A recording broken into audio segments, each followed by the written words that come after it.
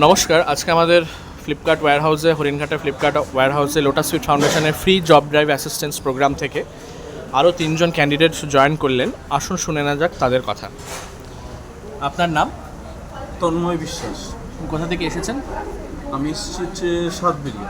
আচ্ছা, জয়েন করে কেমন লাগছে? হ্যাঁ, ভালো লাগছে। আচ্ছা, অনেকে কমেন্টে লিখছে নাকি টাকা পয়সার ব্যাপার, আপনার এরকম কিছু? না, কোনো টাকা পয়সার কিছু লাগেনি। যে সমস্ত কন্ডিশন বলা হয়েছে সেগুলো ঠিকঠাকই বলা হয়েছে। সব ঠিক আছে তো? ঠিক আছে। আপনার নাম? সৌরভ ঘোষ। হ্যাঁ, সৌরভ ঘোষ, কোথা থেকে এসেছেন? মাঝদিয়া থেকে।